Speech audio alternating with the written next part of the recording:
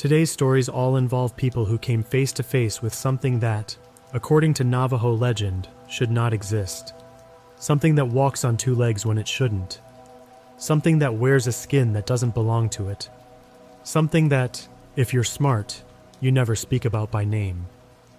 But before we get into today's stories, I need to give a disclaimer. The Navajo people take the subject of these entities extremely seriously. This is not folklore to them. This is real, and it is dangerous. Many Navajo elders believe that even speaking about these things can attract their attention. So with the deepest respect to Navajo culture and tradition, these are accounts shared by the people who lived through them. Let's get into it. Story 1. The Thing on Black Rock Road.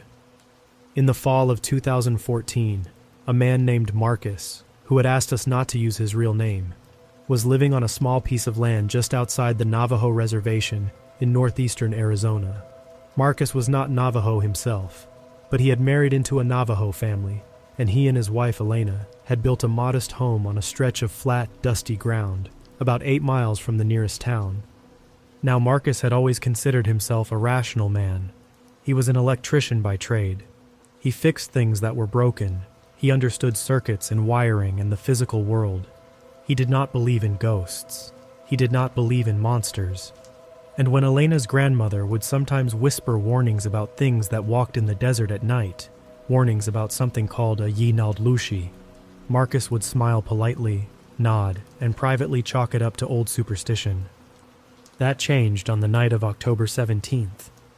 Marcus had been working a job about 45 minutes away and didn't leave the site until well after dark. By the time he got on the road back home, it was almost 11 o'clock at night. The road he took, a long 2-lane blacktop that the locals just called Black Rock Road, cut straight through open desert. No streetlights, no houses, no nothing. Just flat land and scrub brush as far as the headlights could reach. Marcus had driven this road hundreds of times. He could practically do it with his eyes closed. So when he saw something standing on the shoulder of the road up ahead, his first thought was that it was a hitchhiker. Out here, people sometimes walk the road at night if their car broke down. It wasn't unusual. But as Marcus got closer, something about the figure didn't look right. It was tall, unusually tall, and it was standing completely still, not waving him down, not walking, just standing there, facing the road. Marcus slowed down instinctively, and as his headlights swept over the figure, his stomach dropped. The thing on the side of the road was not a person. It had the shape of a person, 2 arms, 2 legs, an upright posture.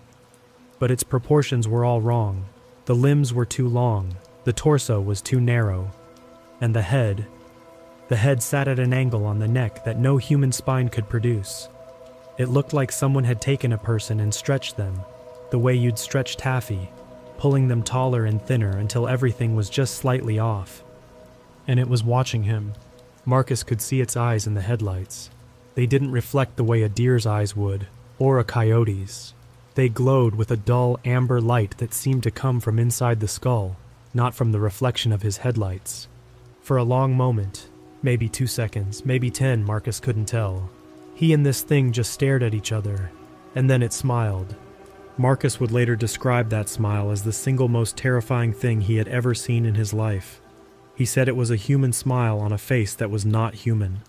Like something had studied what a smile looked like and was trying to replicate it, but didn't understand the emotion behind it. The lips pulled back too far. The teeth were too numerous. And the expression behind those amber eyes was not joy or amusement.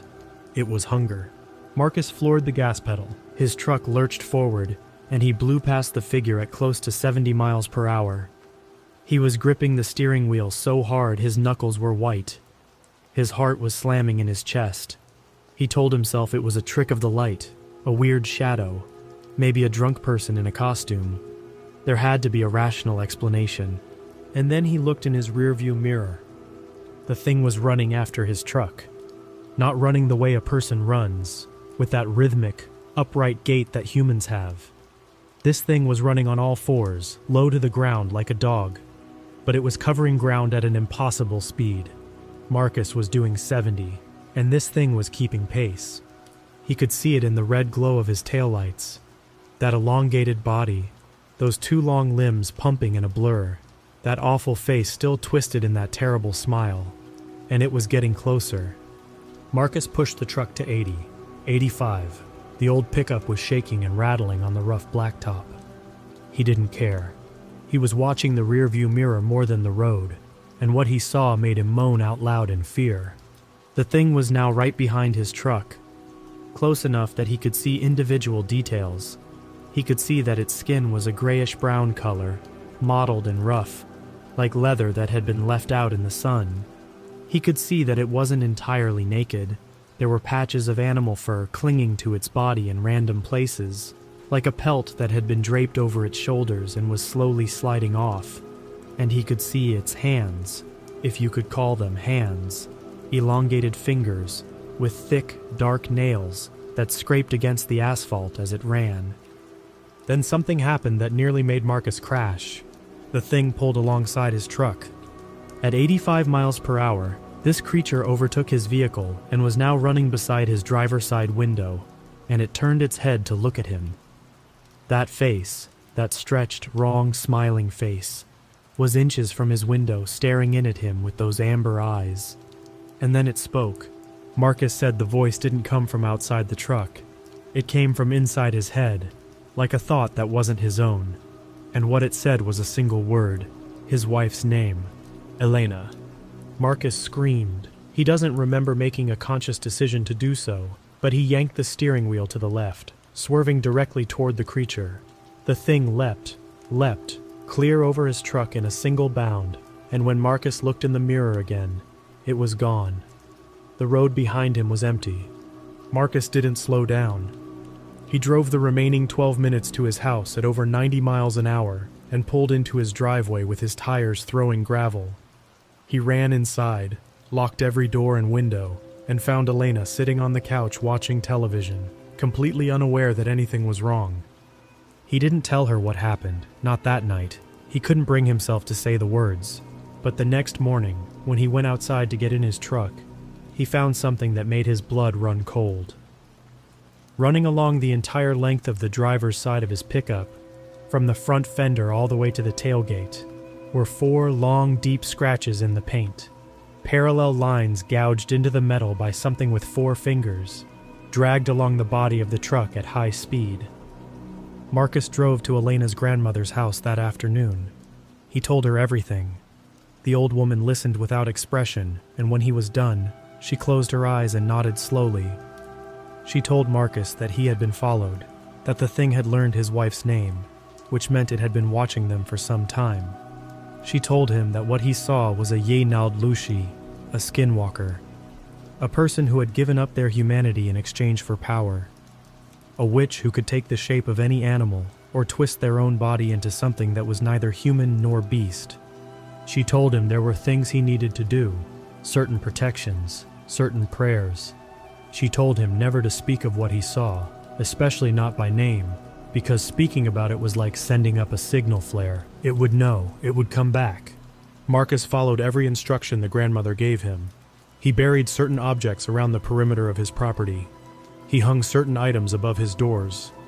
And for 3 nights, Elena's grandmother came to the house and performed a ceremony that Marcus did not understand but sat through with absolute reverence, and the thing never came back. But Marcus told me that even now, over a decade later, he cannot drive Black Rock Road after dark. He takes the long way home, an extra 30 minutes of driving, because even though the scratches on his truck have long since been painted over, the memory of that face in his window has not faded. Not even a little. Story 2, The Ranch Hand. The second story takes place in 1997 on a cattle ranch in south-central Utah, not far from a place that would later become infamous, a property called Skinwalker Ranch. But this account doesn't come from that property. It comes from a working cattle ranch about 20 miles south, owned by a family we'll call the Torreses. The Torreses had been ranching that land for 3 generations. Their property covered about 2,000 acres of high desert scrubland, and they ran a modest herd of around 300 head of cattle. It was hard work, but it was honest work, and the family took pride in it. In the summer of 1997, The Torreses hired a seasonal ranch hand named Dale. Dale was in his early 20s, ex-military, and built like a fireplace. He was quiet, reliable, and utterly unflappable. The kind of guy you wanted on a ranch because nothing rattled him. Coyotes in the hen house? Dale handled it. Fence down in a thunderstorm? Dale fixed it. Bull got loose and was charging anything that moved? Dale walked right up to it and led it back to the pen like it was a golden retriever. Nothing scared Dale. Until the night of August 14th. The Torreses had been losing cattle, not in the normal way, not to coyotes or illness or wandering off. These cattle were being mutilated. Over the course of about 3 weeks, 4 cows had been found dead in the eastern pasture, and each one had been killed in exactly the same disturbing way. The animal was drained of blood. Its eyes were removed, and a section of hide had been cut away with what appeared to be surgical precision. No tracks around the bodies. No sign of a predator. No blood on the ground despite the animals being completely exsanguinated. The local sheriff had come out after the second cow was found and had basically shrugged his shoulders. He suggested it was probably a mountain lion, even though no mountain lion had ever been seen on the property, and even though no mountain lion on Earth performed surgery on its prey. Mr. Torres was furious. He was losing valuable livestock, and nobody seemed to care. So he asked Dale if he'd be willing to spend a few nights out in the eastern pasture, watching the herd, to see if he could spot whatever was killing his cattle. Dale said yes without hesitation. Like I said, nothing scared him. On the night of August 14th, Dale drove one of the ranch trucks out to the eastern pasture and parked on a small rise that gave him a good view of the surrounding area. He had a thermos of coffee, a .30-06 rifle, a spotlight, and a pair of binoculars.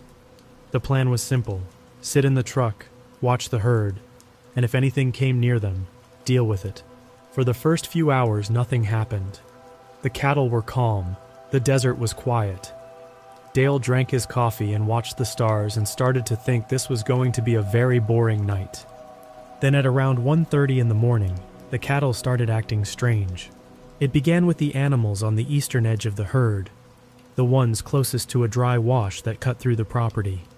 One by one, they stopped grazing and lifted their heads. Then they started moving, not running, just walking. Slowly, deliberately, all in the same direction, away from the wash. Every single cow in the herd was now moving westward, away from whatever was in that wash, and they were doing it in total silence. No lowing, no bellowing. Just the soft thud of hundreds of hooves moving across dry ground. Dale picked up his binoculars and scanned the wash. At first, he didn't see anything. The wash was about 4 feet deep and lined with scrub brush, so visibility was limited. But then his binoculars caught something. A shape, low to the ground, moving along the bottom of the wash. It was hard to make out in the darkness, but it looked like a large animal. A dog, maybe, or a coyote. Except it was too big to be a coyote, and it was moving in a way that no dog moves. A slow, deliberate crawl, belly to the ground, like a soldier low-crawling under barbed wire. Dale set down the binoculars and picked up the spotlight. He flicked it on and pointed the beam down into the wash. What the light revealed was not a dog. Crouched in the bottom of the wash was what Dale initially described as a person in a wolf suit. It was humanoid. 2 arms, 2 legs, a torso, but it was covered in thick dark fur, not wearing fur, covered in it as if the fur was growing directly from the skin. Its hands were flat on the ground, and they were human hands, pale, 5-fingered, with visible knuckles and fingernails, emerging from the ends of fur-covered arms. The contrast was nauseating. It was like seeing a special effect in a horror movie, except this was real, and it was 30 yards away, and it was looking directly at him. The thing's face was partially obscured by what looked like the upper half of a coyote's skull, worn like a mask. But beneath the skull, Dale could see a jaw, a human jaw, hanging open in a way that reminded him of a snake unhinging its mouth to swallow prey. The lower half of the face was smeared with something dark and wet. Dale was a combat veteran. He had served overseas. He had been in situations where people were actively trying to kill him. and he told me that nothing had ever frightened him the way that thing in the wash frightened him. He said it wasn't just fear. It was something deeper, something primal. Like every cell in his body was screaming at him that he was in the presence of something that should not exist. But Dale was also a man of action, and his training kicked in. He dropped the spotlight, picked up the rifle, and chambered a round. He told himself it was just a person, some psycho in a costume who had been killing the cattle. That's all it was, and he was going to put a stop to it. He shouldered the rifle, put the crosshairs on the thing's chest, and fired. The 30-06 is a powerful round. It can drop a bull elk at 300 yards. At 30 yards, it would go through a person like a fist through wet paper. Dale's aim was true. He saw the impact through his scope. The thing jerked backward as the round hit it square in the chest. And then it stood up, not slowly, like a wounded animal struggling to its feet. It stood up instantly, like a marionette yanked upward by its strings. One moment it was crouched on all fours, and the next it was standing at its full height, and it was tall. Dale estimated later that it was at least 7 feet, maybe closer to 8. Those long arms hung at its sides, and those pale human hands flexed and curled. The coyote skull mask, or whatever it was, tilted to one side, and from behind it Dale heard a sound. A laugh. Not a human laugh, not an animal sound. Something in between. A low, rattling, clicking sound that rose and fell like laughter but had no warmth in it, no joy. It was the sound of something mocking him. Dale chambered another round and fired again, and again, and again. He put 4 rounds into that thing, and each time it jerked from the impact but did not fall, did not bleed, did not react in any way other than to keep making that horrible laughing sound. After the 4th shot, the thing dropped back down to all fours and ran. It ran up the side of the wash and across the open desert with a speed that Dale said was like watching a video on fast forward. It covered 100 yards in what seemed like 2 or 3 seconds, and then it was gone, swallowed by the darkness. Dale sat in that truck for the rest of the night. He did not sleep. He did not get out of the truck. He kept the rifle in his lap with his finger on the trigger and watched the desert until the sun came up. In the morning, he drove back to the ranch house and told Mr. Torres what had happened. Mr. Torres, a man who had lived on that land his entire life, listened without interruption. When Dale was finished, Mr. Torres was quiet for a long time. Then he walked over to a cabinet, opened it, and pulled out a box of rifle cartridges. But these weren't normal cartridges. Each bullet had been dipped in white ash. Mr. Torres told Dale that his own father had made these bullets decades ago. He said that what Dale had encountered was something his family had known about for generations. Something that lived in the desert. Something that the Navajo and Ute peoples had warned about for centuries. And he said that the only thing that could hurt it was a bullet dipped in white ash, blessed in the proper way. Dale took the bullets. He loaded his rifle with them, but he never had to use them.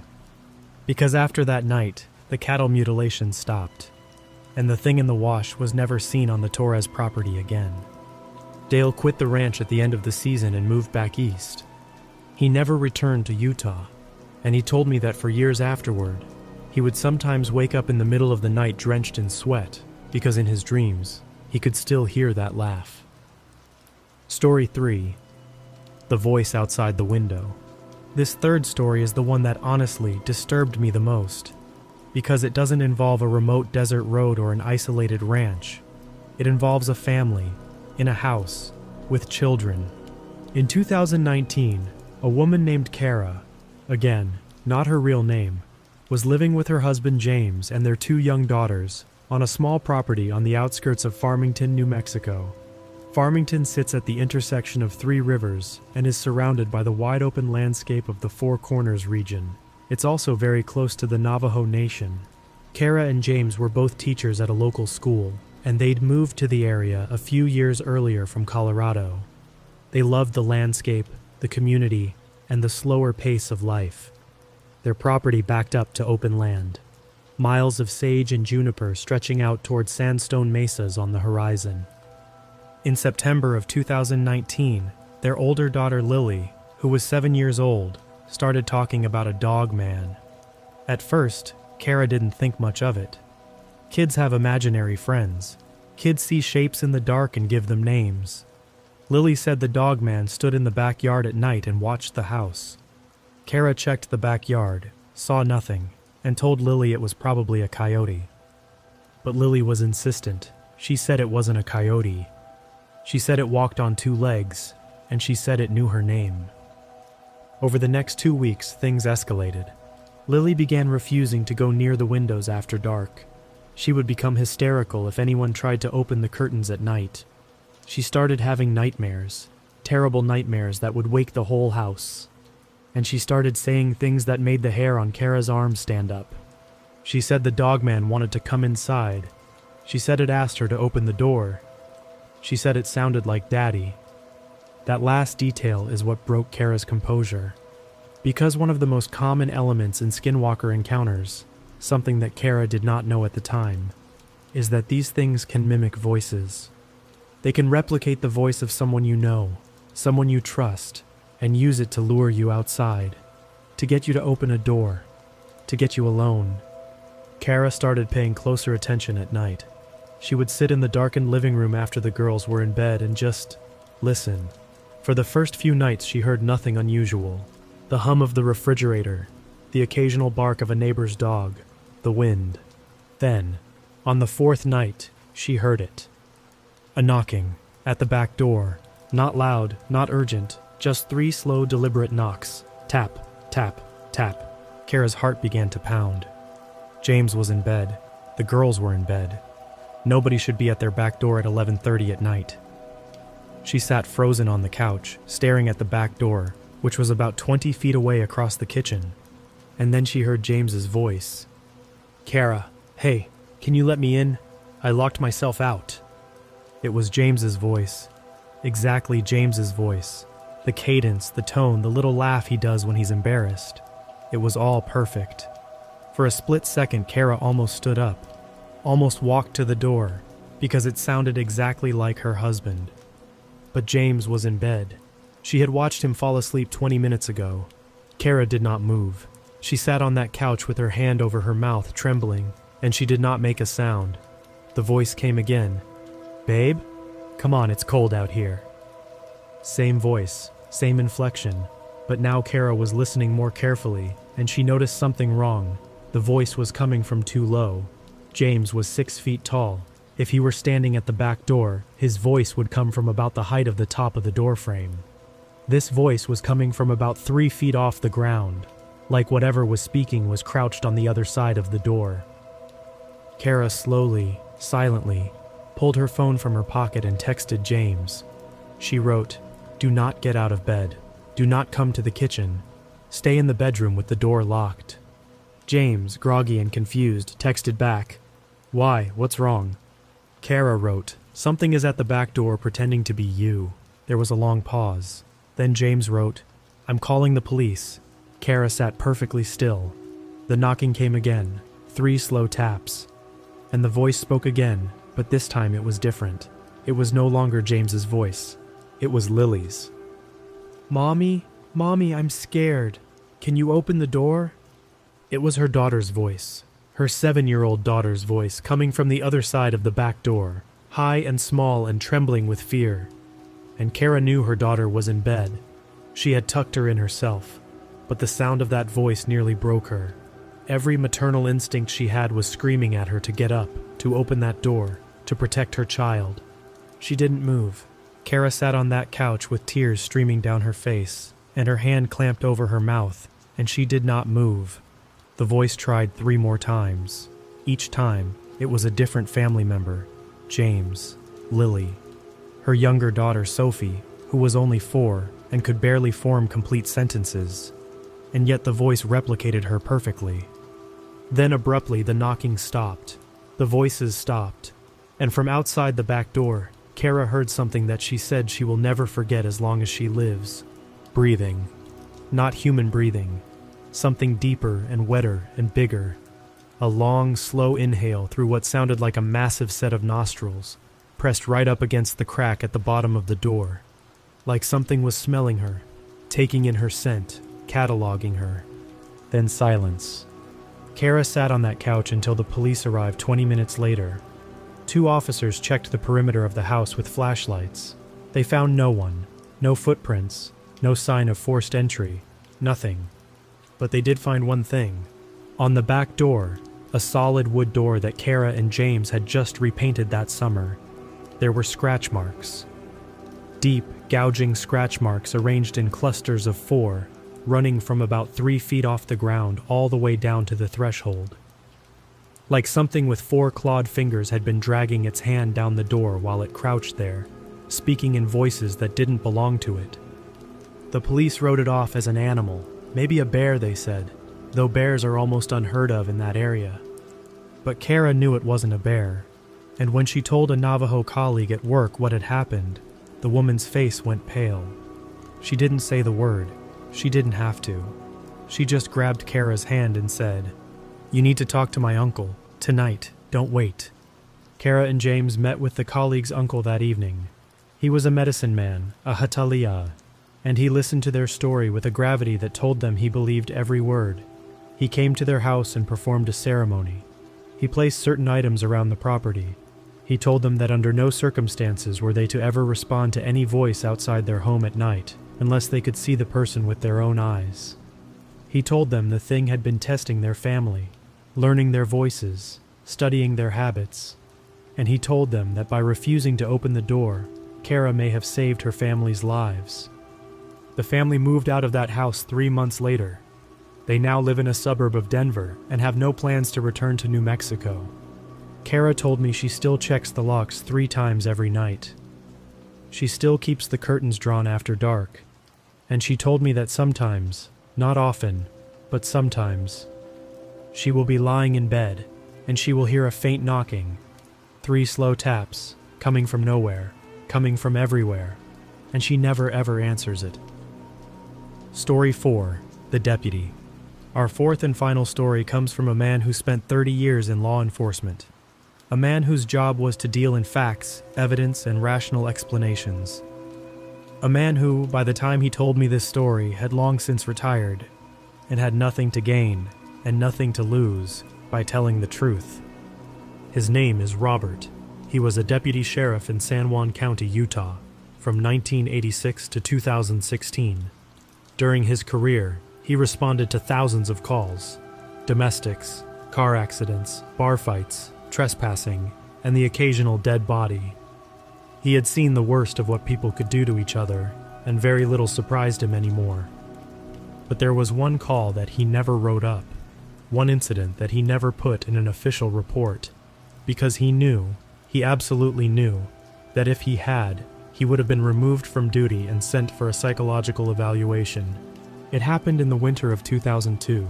Robert was on the night shift, a solo patrol covering a vast stretch of rural highway and reservation-adjacent land.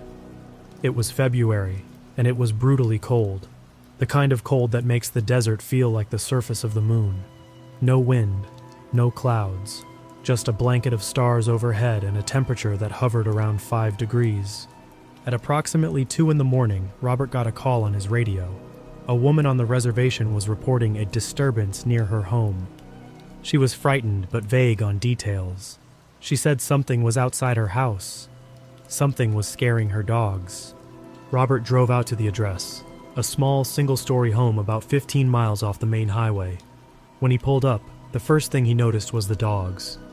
The woman had 3 dogs, big, tough res dogs that lived outside and could hold their own against coyotes and even the occasional stray.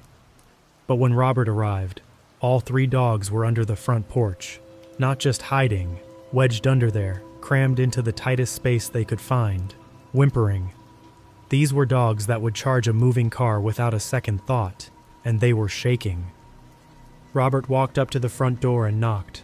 The woman opened it just a crack, saw his uniform, and pulled him inside so fast he nearly tripped. She slammed the door behind him and locked it. She was Navajo, in her 60s, and she was terrified. Robert could see it in her eyes.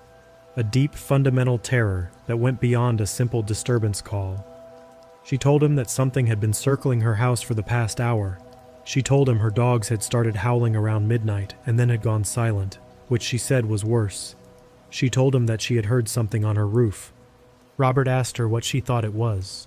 She just shook her head and said, "You know what it is." Robert did not, in fact, know what it was.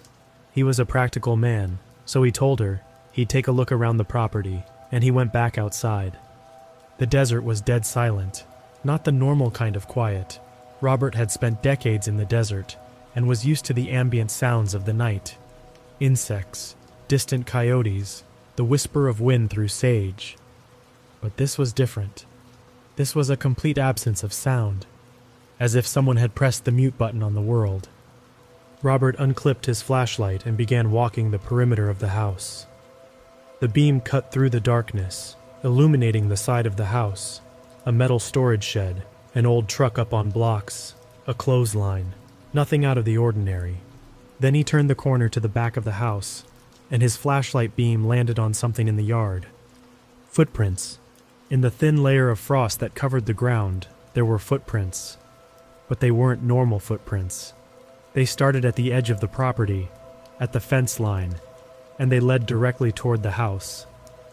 The prints were wrong. They were roughly the shape of a human foot, but much too large. Robert estimated later they were at least 18 inches long, and the toes were elongated, almost like fingers.